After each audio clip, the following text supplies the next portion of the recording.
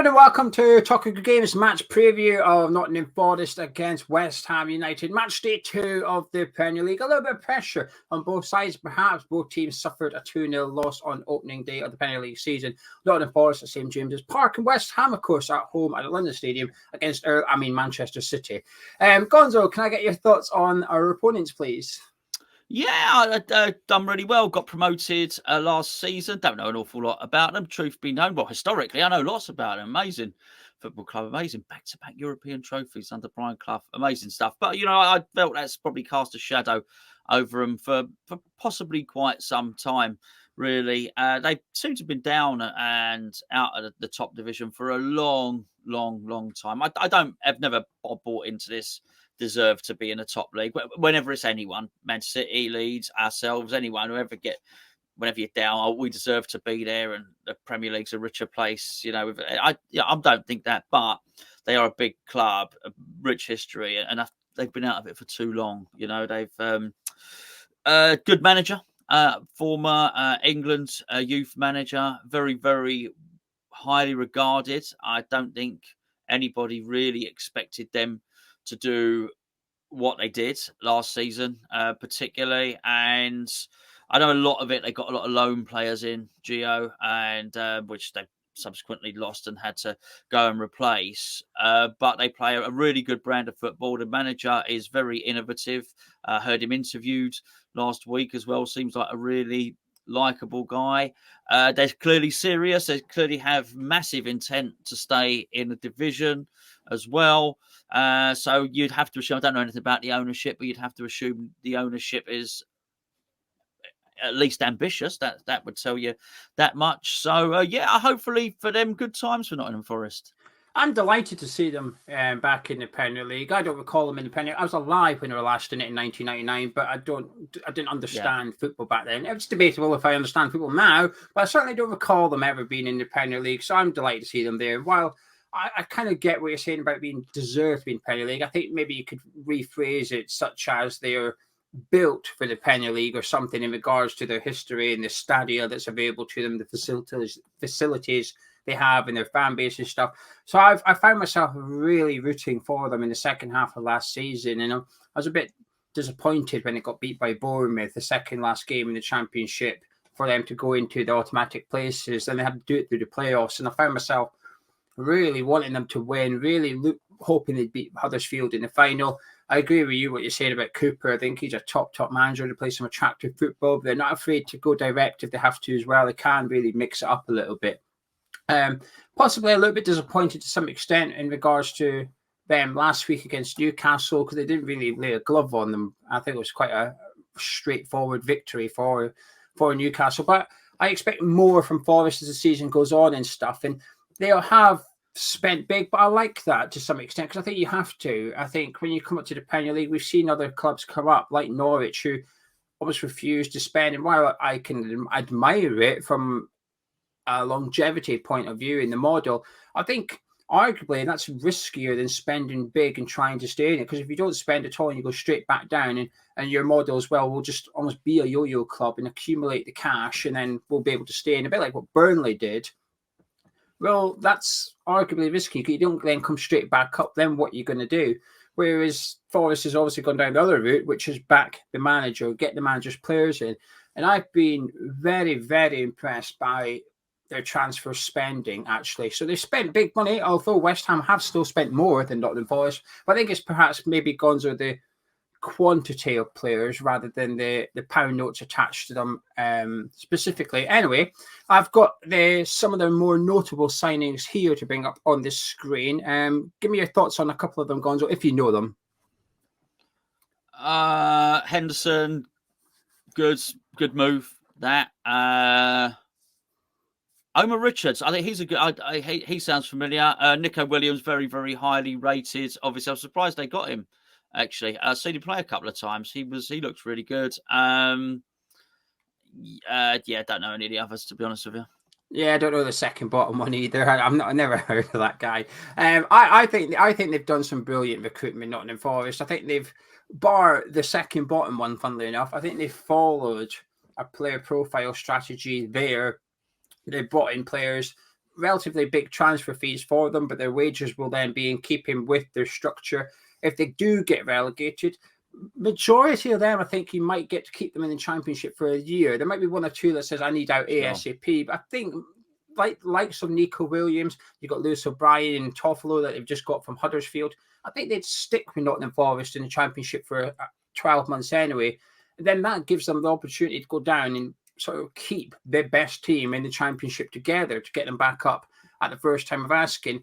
And this is where I think having Lingard on a one-year contract sort of makes sense from Forest's point of view, in the sense that if they do go down, they're not saddled with that wages. It's gone now. And if they do stay up, if he's played a big part, they can renegotiate. But at the same time, if they stay up, they can also offload him and say, thank you for that, huge essay, off you go. We're going to go use our sort of stature in the Premier League now to go and replace you. And they're not done yet. With all that players they brought in, they're still being linked, still heavily bidding for like some Morgan Gibbs-White. They're being strongly linked to Fuller of Atalanta. Looks like they're going to bring him in for 9 million. I think they've done some fantastic business. I'm really impressed by Niakate. I think he's a top centre-back for Nottingham Forest. Really good ball player. Almost got an error in him. But I think there's been a few coups, actually, for Forest with their player recruitment this summer. And I've been quite impressed. And the one thing that I know a lot of people say, well, squad overhauls, because that's essentially what it is, isn't it? Tend not to work. But you have to, like you mentioned earlier in regards to the loan players, Steve Cooper a year ago had a squad which was made up of a lot of loan players, but yet very quickly got them to settle in, very quickly got them to gel and get them up. So Cooper is showing at Forest that he can bring in numerous different players at once and get them into a team and get them playing pretty quickly. And the players they're buying fit the way they do. You're right about Omar Richards. He used to play for your local team, Reading, and then he went to Bayern Munich. And then they purchased him from Bayern Munich. But he's injured. Yes. He's injured at the minute, so we won't have to worry about him. But yeah, they've brought in a young English top left wing back. On the other side, at the right wing back, they've now got a young Welshman from Liverpool that Cooper knows well, links up really well, or is good friends with Brennan Johnson too. So the recruitment, while they've brought in a lot of players, I do think it's well thought through. I've been very impressed. But I guess the big question, though, is, Gonzo, do you think they'll stay up? It would be largely dependent on the same three criteria that are always there. Can they find a goal scorer? And we don't know yet. If you can spend all the money you want, okay, they're going to need. All right, I'll say a striker. It doesn't have to be a striker. You could get two wide players that contribute. And I understand Johnson is an excellent player, but he's coming up against a completely different level of player now. But I like Johnson. He's very, very good. By the way, I wouldn't be disappointed if we'd have signed him at all. I'm not worried about him at the back. I think he's got a hell of a leader in Joe Worrell as well. We've been linked with him for ages, so we got to have a really, really good look and very, very impressive, actually. But the goal scoring cannot be discounted, because it's the same thing we sit here every season, and it's the same thing when you look at these promoted clubs. Can they get the goals? And to be fair, even Brentford last season, they had Tony up front and the other bloke with a beard, right? Who were him, right? They were good, right? Really good. Tony's, so good at holding the ball up and such an intelligent player. And the other guy was just like a box of tricks and full of pace and the rest of it. But even them, who have got a goal between them or can create for each other, it still wasn't enough. They still needed Eriksen to come in and get them over the line. I felt if Eriksen hadn't come in, I think you would have seen them continue to plummet Brentford last season. Okay, so you're not only goal scoring, but consistent goal scoring.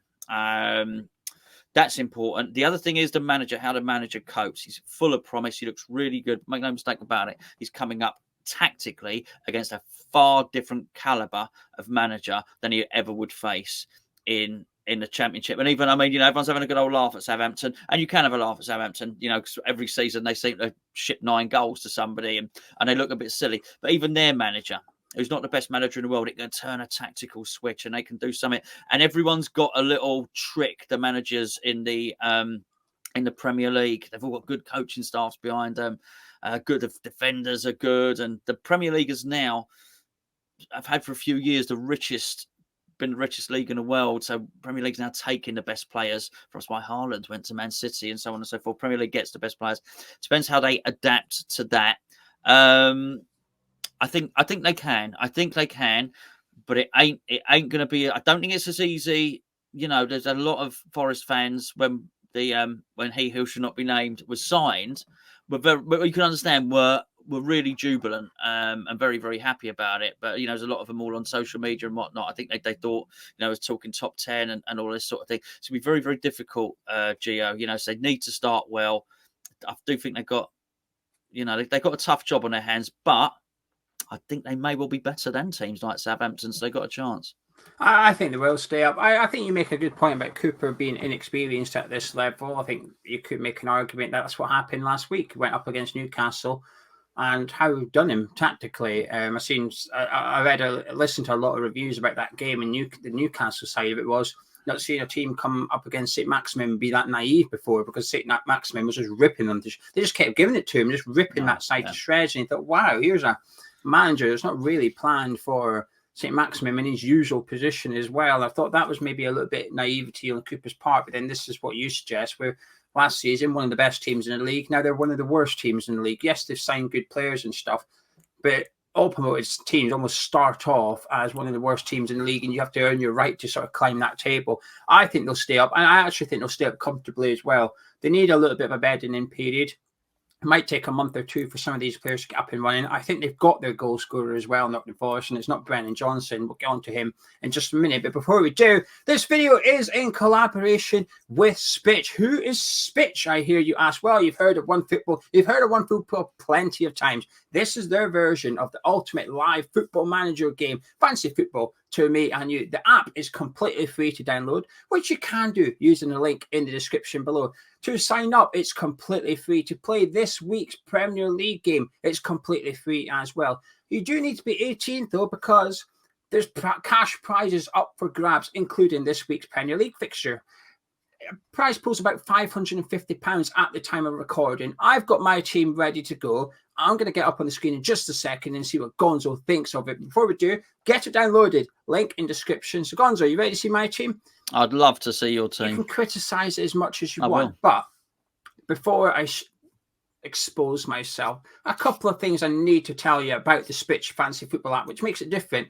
One, their point scoring is completely different to any other fancy football. Get your head around how they do point scoring. You get points for tackles, for passes, for interceptions. So the defensive midfielders might actually be the big earners in this week. And also, you can overspend. You get your budget, you put all your players in, you go, oh no, I've overspent. Don't worry about it. Spitch let you do that. You just start on minus points. So if you go 100 over budget, you start the weekend on minus 100 points. So in some ways, there is no budget, and you can have up to 9 players from the same team. So pick away. But this is my team, Gonzo, and I want to know, Gonzo's not seen this. This is a live reaction. What are you thinking? I've got Pickford and goal. I've got my back three of Tarkowski, Christensen, and Trippier. My midfield four are Kulusevski, Gibbs White, Pereira, and De Bruyne. And my front trio of Haaland, Bamford, and Bowen. Haaland with the captain's armband, of course. Well, and I start with 89 points because I'm under budget. We got 4 of the same players as me, actually, because I also have Trippier, Gibbs White, Kulusevski, and Bowen. So, yeah, look, mate, that's not a bad team. I would be lying if I said I had a Scooby-Doo about Pereira. In the middle there, Bamford's got an exclamation mark. You always got to be careful with a player with an exclamation mark because, well, they're carrying an exclamation mark, so it's going to be slightly slower. Haaland just looks a beast, really, doesn't he? Trippier's a good one. Takes set plays. He's captain's leader. They're looking really well organised. And I guess you've looked at Everton's defence from the first game and thought, ooh, they're going to be a little bit tight and stingy at the back this season. Way to Aston Villa. I just think Aston Villa is going to be the underachievers in the Premier League this season. So they do a lot of defensive actions as well, Pickford and Tarkowski, which equals points. They both picked up a good haul against Chelsea, a game which they lost. So I'm thinking a game they're going to win. I think the Everton might win. So anyway, you can get involved with Spitch, link in description. Gonzo, please your mayor from Nottingham Forest, please. Should I just say, please do use the link in the description because I know you've come from Hammer Chat. That's really important to us. So thank you. Players I admire from Nottingham Forest, I think I discussed them, really, to be honest with you. I really like Worrell. The keeper's good. Henderson, good keeper. I did like Nico Williams when I saw him. Obviously, I've not seen him play for Forest. I didn't watch Nottingham Forest's first game this season for obvious reasons. And I do like Brennan Johnson. I really do. It's just a really, really good player. In fact, I remember watching Wales in one of the qualifiers. I think Bale came on. Bale was sort of being nursed through the game. And I did keep an eye on Johnson. He came on as a substitute for Wales in one of the games. So I was keeping an eye on him. Really good player. I'd be interested to see if he can cut it in the Premier League. Everyone was after him. People wanted to buy him. Stayed at Forest, signed a new contract. Happy days. The guy that I think might score the goals, I'm surprised he didn't start last week. They started Sam Surridge, which I don't think he's a Premier League striker. But as Owini, who they signed from Union Berlin, 15, 16 Bundesliga goals last season, and you may never have heard of him, but he actually signed for Liverpool. Never played a game for Liverpool, but Liverpool signed him as a youngster and then kept loaning him out in order to get his work permit, and then they've ended up just letting him go to Union Berlin. He is in the Premier League. Big striker. It's a bit like Scamacca in the sense you look at him, think target man, but he's not a target man. He will actually play on the shoulder of the centre-backs, likes to get in behind, but he's not rapid, but he uses his upper body strength really well. Like once he's behind you, it's difficult to sort of get around him and get back because he's really good at using his physical strength. Just 24 years of age, but I think he could be the guy that gets Forest 10 goals this season. I know 10 doesn't sound much, but when you're down the bottom, that's enough to keep you up. I think he will be a big player for them, actually. I expect him to start against us on Sunday. I'll be surprised if Cooper doesn't start him ahead of Surridge. I still don't know why he did. Anyway, shall we talk about West Ham? Yes, please. Right then, the team news. Craig Dawson still remains unknown. David Moyes said he had a bit of a thigh strain, but it's unclear as to whether he is available or not. Some would suggest that West Ham's determination to sign Thilo Kehrer before Friday at noon, which we need to do if we wish for him to feature on Sunday. Some would suggest that us trying to rush through that deal might mean that Craig Dawson isn't available, but that's just a suggestion. Fabianski should be okay. Darren Moyes said the reason he came up against Manchester City is because he landed on his foot, which gave himself a dead leg. It numbed his leg, essentially. So he should be okay to feature against Nottingham Forest. Maxwel Cornet can, of course, play. He was registered too late to feature against Manchester City, but he's available for the Hammers this weekend. And it's unclear on the likes of Michail Antonio, but for the sake of the preview, we're going to include all the players. Yeah. Now, Gonzo, one thing David Moyes has been keen to do in the past at West Ham is when we come up against a team playing three at the back is to match them in play three at the back as well. We often do it against the likes of Wolves. How would you like to line up for this one? Would you like to line up with a 3 or a 4? No, I'd like to line up with a 4. I'm already bored of this. I don't mind it if we've got the players, but we've not built up our squad for this. We got a thin squad for 4 at the back, mate. Do you know what I mean? And now I switch of tactics.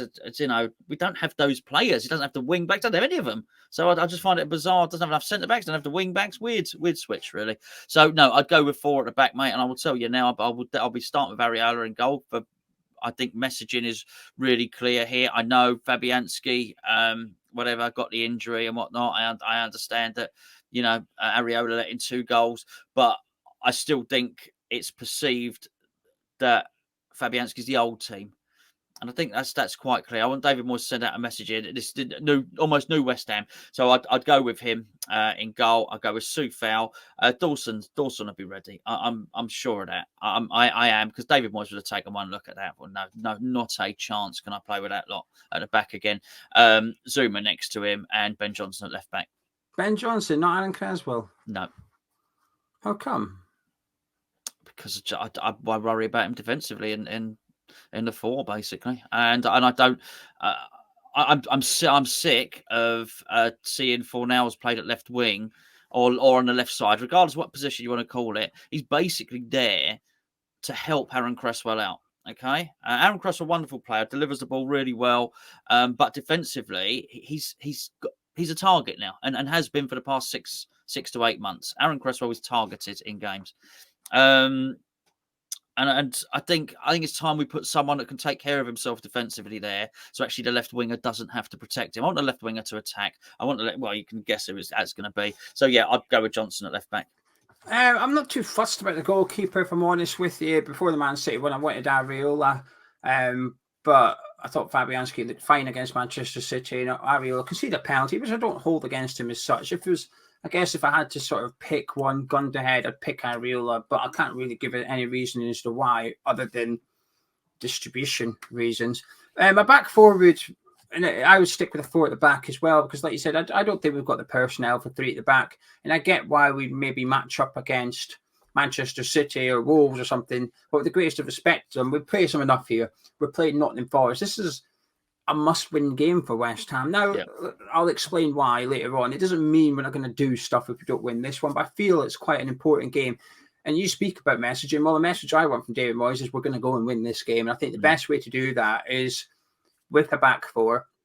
And I would play Creswell left back, because when we did our player ratings together after the Man City game, he was one that had the highest mark out of the defenders. I think he was fine. I want to attack Forest. I think what you gain Johnson defensively in comparison to Creswell, you lose a lot offensively. I don't want to lose that. I'm not willing to sacrifice that. I think I want to see Soufal and Creswell push it up. Newcastle have just beat Forest very, very comfortably last weekend, playing a 4-3-3, 4 at the back. Eddie Howe has provided David Moyes with a blueprint here as to how to get at Steve Cooper's team. Now, it's going to be different because we're not going to have the home support behind us. St. James's Park was buzzing last weekend. We're not going to have that. It's the other way around. The City ground is going to be rocking before the kickoff on Sunday afternoon. First game at home in the Premier League since 1999. Fantastic manager. Loads of new signings. You speak about messaging. All fans get a lift when we see a new signing. Like, here we go. Can't wait to see Scamacca.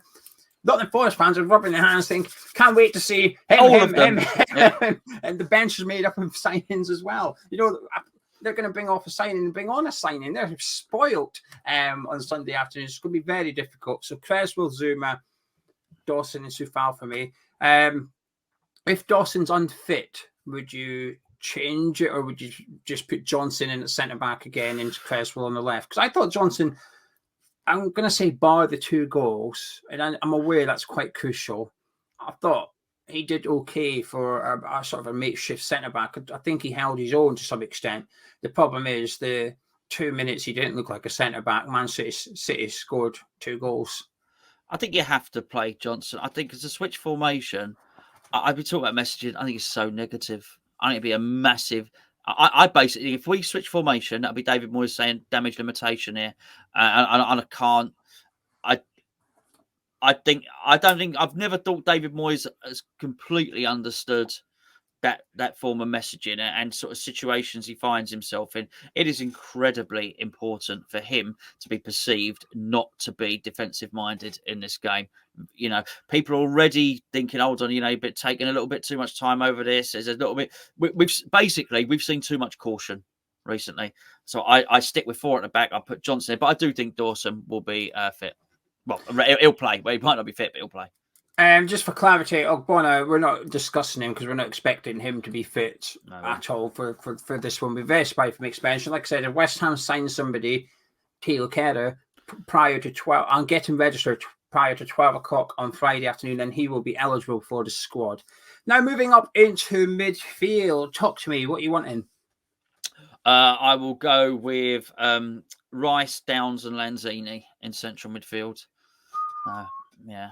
No Soucek? No Soucek, mate. No Soucek. No. I think we need to retain the ball on this one, really. And he's just not... I'm not laying the blame for Man City at Soucek. He didn't even receive our lowest mark, let's be fair, in our player ratings when we did our... in the old player ratings book, when we did, plug. When we did our player ratings over on Patreon, he didn't receive the lowest mark on there. So I'm not blaming it all on him, clearly. But I want a bit more vibrancy, I want a bit more fierce. I want us to move the ball quicker. And I would be very interested to see those 3 in the middle moving the ball around between one another, all 3 comfortable in possession. So, yeah, that would excite me in behind the front 3 that I'm going to select. Interesting. I would stick Soucek in there. Now, I debated over whether to put Downs in as well, and like to see Soucek move 10 yards up the pitch. But I've gone with Soucek and Rice for this one. I think they are better than the Nottingham Forest midfielders. If they struggle as a partnership in this game, then we've got big problems. If Soucek... I understand Soucek looking like the poorest centre midfielder when we play Manchester City. I can accept that. That's not an issue. But if we play Nottingham Forest and he looks like the poorest centre midfielder, then we have a problem. It'd be interesting if you do put Downs in there, Phil, because that's the two best centre midfielders from the Championship last season. They'll be playing Lewis O'Brien in their team. We'd have Flynn Downs in ours, and that's the two you can argue as to which one you think is the better centre midfielder out of the two. I think O'Brien's a bit more all-rounded. Defensively, I think it's probably Downs, but certainly them two were, in my opinion, a class above the rest of the centre mids in the Championship. Now, let's have your front three then. I've obviously still got four individuals, but what's your front three? I think they picked themselves here. I don't think it's too much of a gamble to say it's going to be Jared Bowen, Maxwel Cornet, and Gianluca Scamacca. Absolutely. And I think it's important for us as fans. Put their abilities as players to one side for a second. I think it's important for the rest of the team, even someone like Declan Rice, to see that free up. They think, hello, yeah, we'll have a bit of this, actually. I think it's important for the defence to see it. Well, that's okay. Let's get the ball to them. They're going to cause problems, and they would cause problems. And I mean, you mentioned earlier about Saint-Maximin. And look, we all know in the Premier League how good Saint-Maximin is, but most teams in the Premier League have somebody that can cause you that sort of damage. I mean, they really, really do. You could go, I'm not going to list them, but you could go, even, if it seems like Crystal Palace, you go through all the teams, they're gonna have players like that can hurt you. And I think if we set up with Bowen there on the right, Cornet on the left, and somebody who in the middle, like Scamacca, who's really, we've not seen a lot, but he looks like he might be unmanageable. I would go that far. Looks like a real handful. Then it throws tactical plans for the opposition. Really, really tough. They can't double up on Bowen because you just won't be able to afford. So probably can't even double up on Scamacca there because we're going to be really going at them as well. So that would excite me if I saw David Moyes picking my team. I'd probably say, "Oi, Moisey, that's my team." I've also got an additional player here, and it's Said Benrahma. I think maybe last chance saloon kind of thing to some extent. And it's look, Said, mate, there's 2 weeks of the window here. What you do decides what I do in the transfer window. How big do I go on a number 10? Do I get rid of you or not? I've got rid of Vlasic. You need to shine here. And when I hear sort of Moyes suggests that he needs more Payet, I think, well, hang on a minute. Said Benrahma was almost the Dimitri Payet of the Championship. We don't have that player anymore. He's almost shackled a little bit. So shackle off time. Let's get Benrahma in this free role to some extent because he doesn't have to.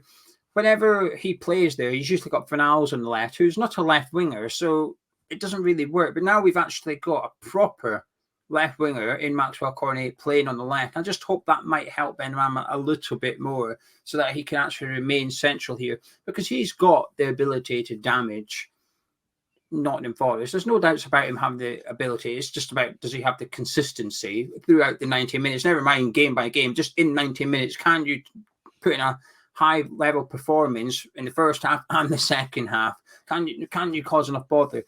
He's definitely got in his locker. So I'd like to see him have this opportunity. In a weird way, I want to see a team of flair on Sunday, a team that's going to create chances, take shots. I don't want to see a team that's going to grind out a 1-0 win away to Nottingham Forest. Now, if come Sunday, we've ground out a 1-0 win away to Nottingham Forest. When we do the review, I'll probably be happy and be singing the praises of the hard-working efforts of Pablo Fornals. But on Sunday, we need to go out there with the intention of scoring a minimum of 2 goals, because I think we might need to score 2 goals to win the game. And I think this is possibly the best way. But I agree with Scamacca too. I think part of it is down to Antonio being patched up, though. I will say that. If Antonio was 100% fit, there's a debate to be had, but he's not. He had strapping on his knee on the first game of the season. Scamacca came on, looked sharp.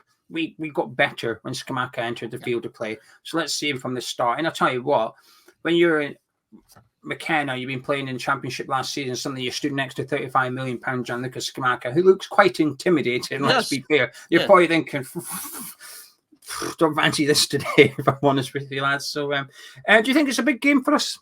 Yeah, I do think it's a big game for us. Yeah, anyone can lose, and people usually do lose against Man City. Absolutely. But it's not just the result. I do think the intent is really, really important here as well. Everything's under scrutiny. The formation's under scrutiny. The transfer strategy's under scrutiny.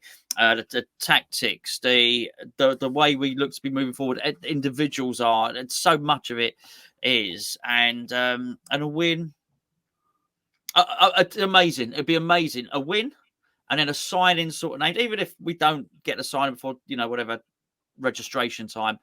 In the next 2 or 3 days, if we could get a win and another sign-in and maybe look like we're negotiating for another player, be amazed the difference it would make to the mindset and sort of the feel-good factor of the fans. I think it's an important game. Like I described it as a must-win. I'm sticking to that. And the way I describe it as a must-win is not because we're not going to get European football if we don't win on Sunday. That's not what I'm saying. But I think to kickstart your season, get the momentum going. We've got another couple of winnable fixtures coming up off the back of this one with Brighton and Aston Villa. We've got the European game on Thursday after this one as well. So I think it's important that we get 3 points. If we lose, I think Moyes will almost question himself as to what to do with that European game, because all of a sudden as well, I need to make sure I win that Premier League one against Brighton on Sunday. Can I put out my first team against Viborg? But huge game for us, actually. I think it's a big game for some players as well. I think Moyes has probably got the jury out on a couple, whether it be Lanzini or Benrahma, probably only Lanzini and Benrahma. I wouldn't be surprised Moyes is looking at and maybe questioning, do I need to get rid of these guys before the window closes in 3 weeks' time? It's still a long time to go in the window. So, wait and see. You're confident? Yeah, absolutely. Yeah, for sure. Yeah, we're a good team. Really, really good team. And got lots and lots of, we've got a couple of seasons of really good Premier League football and European football to back it up as well. So, yeah, I'm confident. I'm not. I don't mean hopeful and optimistic, but this is what we've just explained why it's a big game for us, but this is a massive game for them. This is huge. First home game since 1999 in the Premier League. That place is going to be buzzing before kickoff, and it'd be good to get a goal early on just to silence the crowd a little bit and try and suck a bit of enthusiasm out of the stands. But I think this is going to be a difficult game for us. I think Cooper is a good manager. I think they've got good players. A lot of new signings, which probably helps us a little bit. I think the fact that Newcastle beat them comfortably last weekend gives me a little bit of hope. But at the same time, it scares me a little bit. And to use the term "wounded animal," it's a bit. I hope we don't see one. I hope we don't see that reaction from Forest. But then you can apply that to West Ham as well and say, well, you'll see a reaction from West Ham, so that they go out there and show that it's not that it was a one-off last week, or it was just because it was Manchester City. So confident? No, I'm not. I should be. We're playing a promoted team. I should be confident, but I'm not feeling it. I think there's too many players that's going to be starting this game, and I am taking pre-season into consideration here, as well as what I saw last season and on Sunday against Man City. There's too many players that we're going to feature that are out of form at the moment. There's just as many out of form as there is in form. We've got a patched up defence. I know you're confident Dawson's back. I'm not confident. I'm hopeful, but I don't know. And even if he is, Kurt Zuma's probably not going to be 100% fit. He didn't look like it against Man City. He hasn't looked like it at the end of pre-season. So it's going to feel like a bit of a patched up team, really. So no. Any final words from yourself and your all-important score prediction, please? Yeah, look, if we have a patched up defence, I do think it's going to be difficult. But I've got to do my prediction that we don't. Okay, so that's it. Because I think if we do have 90% Dawson and sort of even 90-95% Zuma there with that defence, I don't think they score. I just don't think they score a goal against us. And then so I've got to look up the other end of the pitch. Can we score against them? Well, that's going to be really difficult for them to stop us scoring goals, Gio. It's going to be difficult. We do score goals. We're good at scoring goals. We're not Man City, but we are, we're a top 10 Premier League team. So for that reason, I think we'll score goals. I think we'll score more goals than them. And that's it. I'm going to go with 2-0. I'll take that any day. The one thing I will say to Forest, which is probably a compliment to them, which is for a decent bit of our transfer targets, we're shopping in the same pool as Nottingham Forest, which I find quite impressive. I think Fulham aren't. Fulham are shopping in a slightly lower bracket, as is Bowen. Even the likes of Southampton and Brentford, well, maybe not with Damsgaard, but other than him. But a lot of the Premier League clubs are shopping for players that we perhaps are too good for now. But actually, Forest are showing Morgan Gibbs-White. They're linked to Emmanuel Dennis today. They also got Jesse Lingard. They're going after the same ability of players as we are. I do think we've got a level above them with Scamacca and Aguerd, but that's what makes me think there's probably.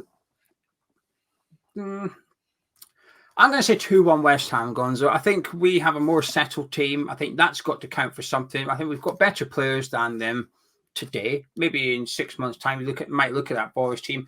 All their signings might be a huge success. You think, wow, they've got some really good. At the minute, they might be successful in the Bundesliga, but they haven't done it in the Premier League yet. The players that we've got, the ones that we went through today, bar Scamacca, they've all done it in the Premier League, including Maxwel Cornet. He's a proven Premier League player that we've brought in. That's got to count for something. I expect to see a reaction from West Ham on Sunday. I think we'll try and be hard to beat, hard to break down, but at the same time have that creativity that we were lacking. I want to see Cornet starting. I want to see if Antonio's starting ahead of Scamacca, he better be 100% fit. That's what we'll see. He has to be ready to go. He'll be up for it, up against his former team. He's already tweeted out this week that he's really looking forward to Sunday as well. He probably is buzzing. I'm looking forward to even a patched up Antonio coming off the bench on Sunday as well. But I'm going to say Nottingham Forest 1, West Ham United 2. Anyway, if you're going on Sunday, enjoy it. But if not, we'll be live with our build-up show 1 hour and 5 minutes prior to kickoff right here on this channel. But if you've enjoyed this preview, do drop a like on it, subscribe if you're new around here. Myself and Gonzo, we'll catch you on Sunday.